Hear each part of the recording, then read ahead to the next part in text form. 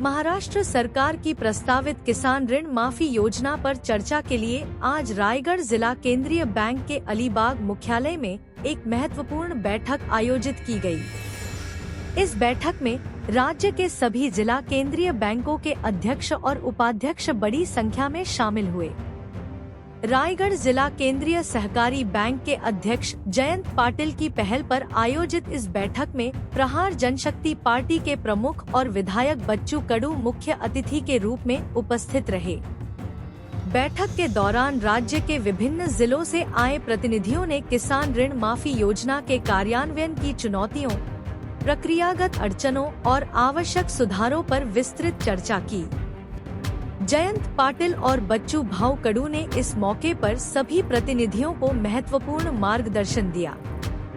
उन्होंने बताया कि किसान ऋण माफी योजना को सुचारू और प्रभावी ढंग से लागू करने के लिए जिला बैंकों की भूमिका बेहद महत्वपूर्ण है। साथ ही भविष्य की रणनीतियों और कार्य योजनाओं पर भी विस्तार से चर्चा की गई।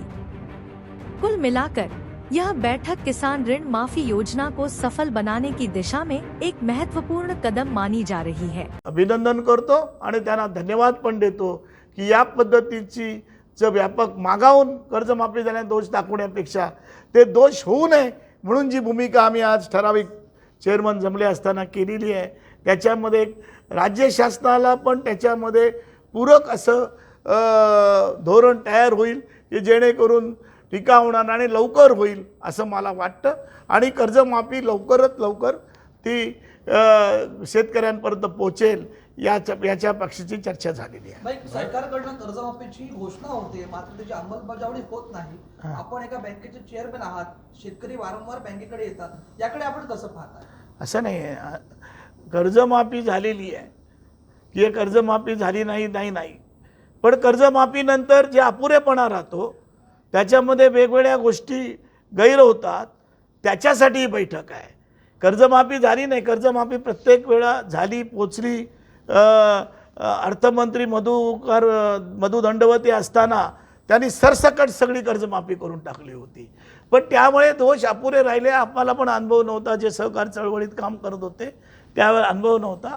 आता आपण बोललेलो आहोत आणि आज चर्चा जी झाली, 2 तास चर्चा आम्ही या ठिकाणी केलेली आहे। मला वाटतं पुढल्या आठवड्यात जी बैठक पुण्याला होईल, पुणे मध्यवर्ती बँकेमध्ये, त्याच्यामध्ये एक धोरण ठरेल आणि थोडे व्यापक आहे।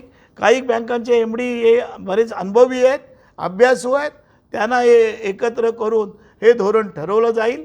आणि मला वाटतं अजितदादांनी एकदा शब्द दिलेला आहे की कोणत्याही परिस्थितीत 30 तारखेला होईल, पण विधिमंडळामध्ये आम्ही दोघांनी काम केलेलं आहे, आम्हाला अनुभव प्रवीण असा अनुभव विधिमंडळातल्या कामकाजाचा आहे, त्याच्यामध्ये तरतूद करावी लागते।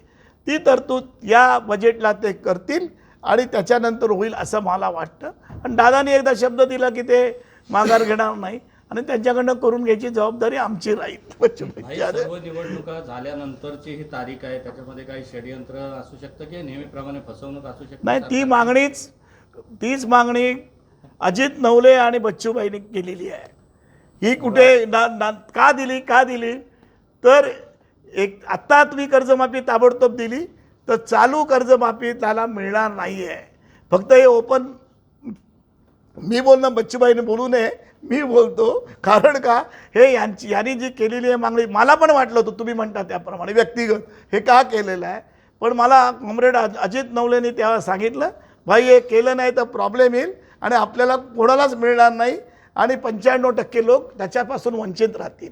आणि म्हणून जे धोरण ठरलेलं आहे त्या धोरणाची अंमलबजावणी, त्याच्यामध्ये कोणीच, सगळे मध्यवर्ती बँकेचे चेअरमन हे सगळे शेतकऱ्यांचीच मुलं आहेत, त्याच्यामुळे त्यांना कोणाला विरोध करायचा काय प्रश्न येणार नाही। पण भाई, आता तुम्ही कर्जमाफीचे बरेचसे अनुभव आहेत, जिल्हा बँकांना यातून काय नेमका त्रास होत असतो?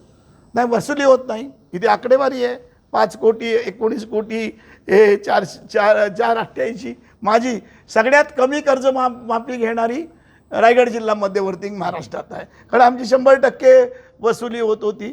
आता त्याच्यामध्ये हा प्रॉब्लेम झाला म्हणून हा प्रॉब्लेम आहे।